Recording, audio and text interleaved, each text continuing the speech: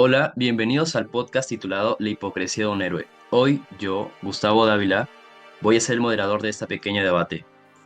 En esta ocasión vamos a analizar el capítulo 2 de la novela gráfica de Watchmen, titulado Amigos ausentes. En esta ocasión me encuentro con... Carol Cañari. Daniela Ponce. Yacel Barros. Y Mario Silva.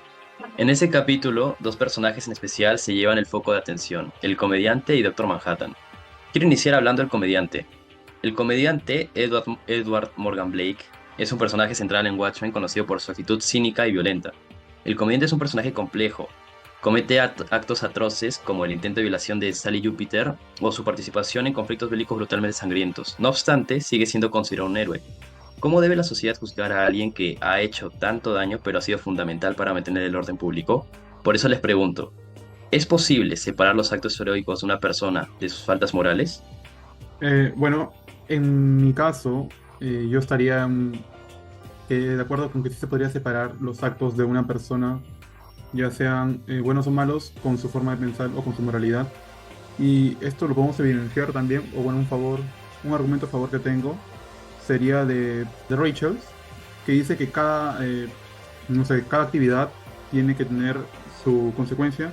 Si una persona actúa mal o actúa bien, pero piensa de una manera equivocada, debería ser juzgada la acción y muy aparte a la persona.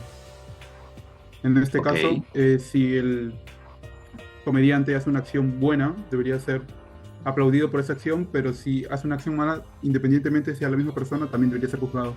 Yo creo que es imposible. Como nos dice la lectura de Roger Poldroy, la moralidad es solo una ilusión, un intento de imponer orden en un mundo caótico. El personaje de Blade no es un héroe por sus hazañas, sino yo creo que en el fondo todo lo hace por sus motivaciones egoístas y su nihilismo. Sí, combate el crimen y ha salvado a su país y ha peleado por su país, pero no lo hace por un sentido de justicia. Sus actos heroicos no son más que otra expresión de su causa interior. ¿Cómo podría separar lo bueno de lo malo en alguien que no cree realmente en la moral?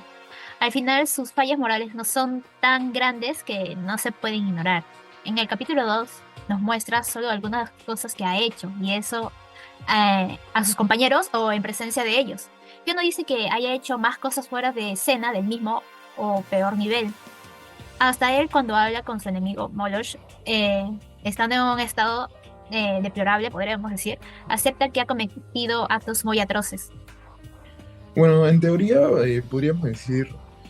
podríamos intentar separar los actos heroicos de una persona de sus faltas morales, pero en la práctica creo yo que sería bastante complicado, sobre todo con personajes como el comediante.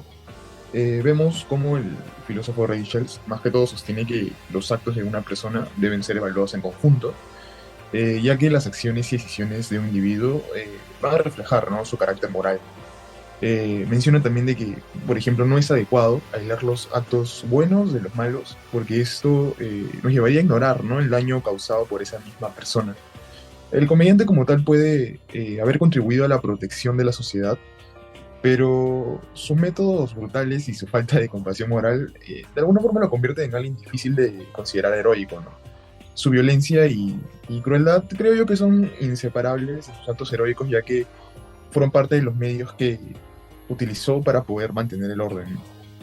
Ok, yo por mi lado opino que sí es muy difícil separar los actos heroicos de una persona, o sea, por sus faltas morales, ya que, como también, o sea, ya que esto está muy ligado a sus motivaciones y su carácter. Y así como dijo también mi compañera Daniela, es que lo que lo que el comediante tenía también como motivación o lo que lo moviera, más que todo su egoísmo. Entonces, estoy de acuerdo con eso.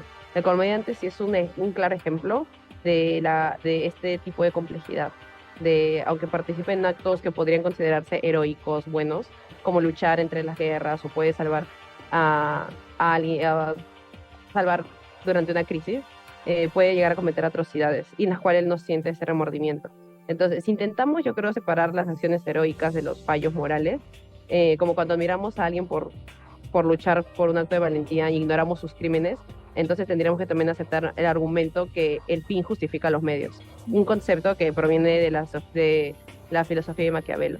Entonces implicaría lo que es perdonar el mal a cambio de un resultado positivo. Entonces tendríamos que plantearnos también al responder esta pregunta si, si también vamos a aceptar este tipo de separación, ¿no? Entonces es lo que yo opino.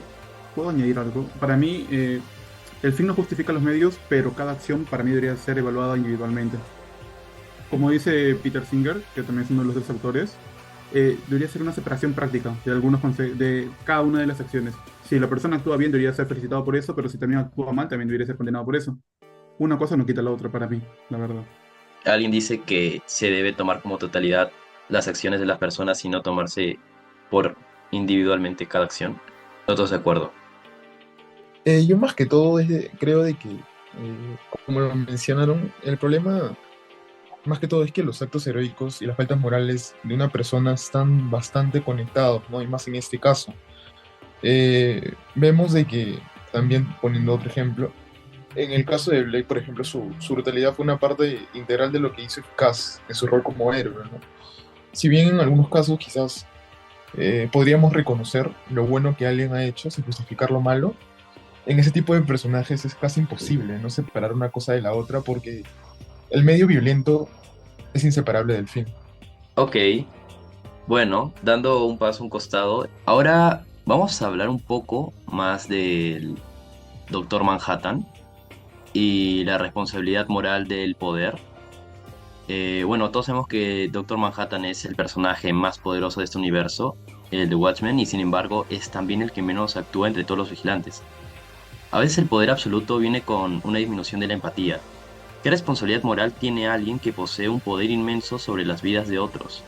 Doctor Manhattan podría intervenir para salvar muchas vidas, pero a menudo elige no hacerlo. Uno de estos casos es cuando el comediante asesina a la mujer que se encontraba embarazada de su propio hijo. A partir de esa premisa les pregunto, ¿es éticamente aceptable que alguien con poder decida no intervenir en situaciones de injusticia o sufrimiento?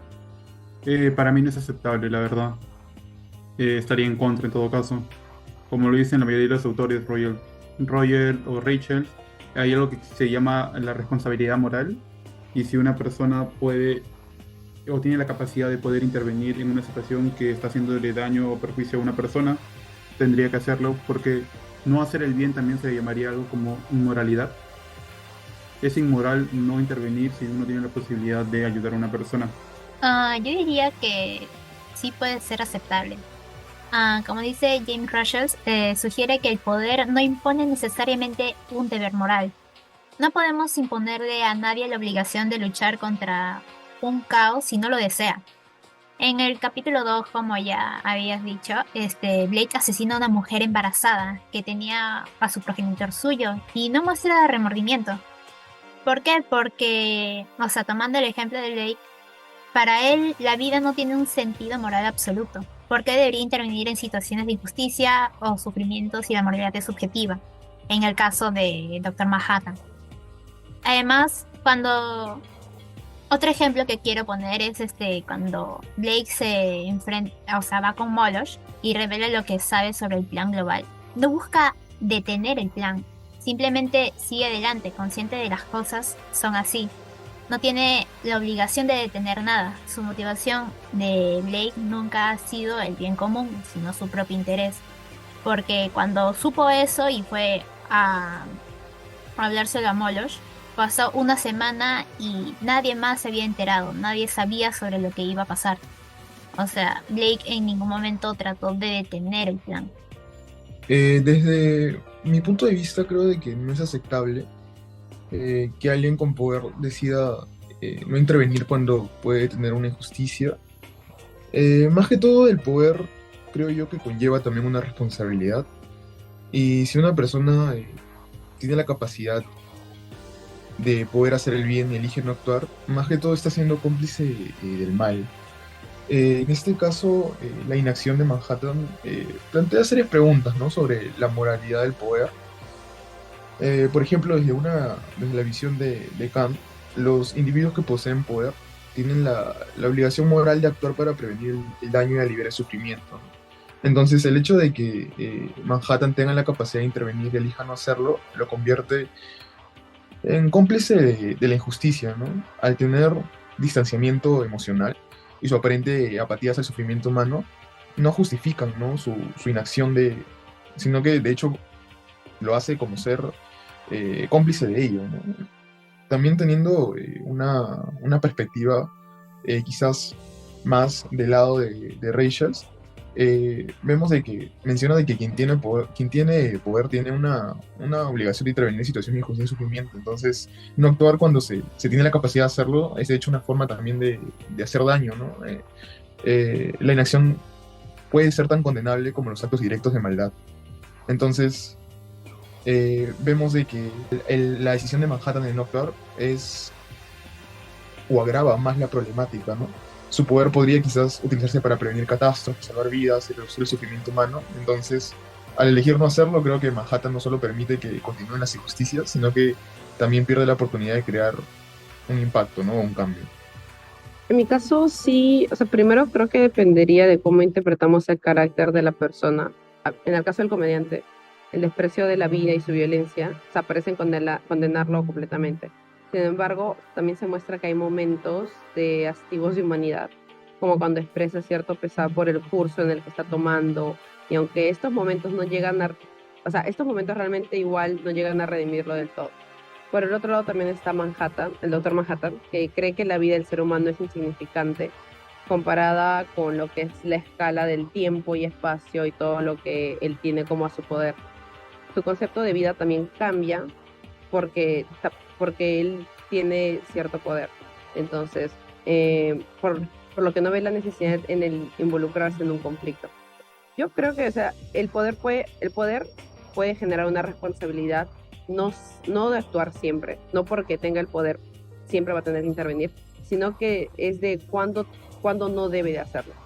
Entonces, creo que sí podría llegar a ser éticamente aceptable, porque por tener el poder no se te puede dar la obligación de siempre tal vez intervenir. Y entonces solamente la responsabilidad va a ser alguien que tenga poder. Y entonces, ¿qué pasa con las personas que no tienen poder, por así decirlo, en cierta situación? Entonces ellos estarían como que excluidos de este tema de la culpabilidad o excluidos de ver si es que es éticamente correcto o no. Entonces, eso es lo que creo. Veo una división, una buena división de opiniones, la verdad. Daniela, tanto como Chazelle, más o menos defienden un poco la inacción de Manhattan, mientras que Mario y Harold defienden que se tiene que tomar acción para evitar ciertas catástrofes, ¿no? Bueno, entonces podemos concluir a partir de las respuestas en esas dos preguntas que el comediante en general no puede ser considerado un héroe en su totalidad sin tener en cuenta sus faltas morales, ya que la moralidad exige coherencia y respeto por los derechos de todas las personas involucradas, como argumentan los participantes de esta discusión apoyándose de las lecturas de Rachel, Singer y Droga. Y bueno, en la segunda pregunta podemos concluir una pequeña división de argumentos, pero en su mayoría algunos argumentan que al no intervenir se está violando un principio de responsabilidad moral fundamental, al no actuar cuando se tiene poder de hacerlo, y otros argumentan que tiene el derecho de la inacción. Ese es el final de esta discusión.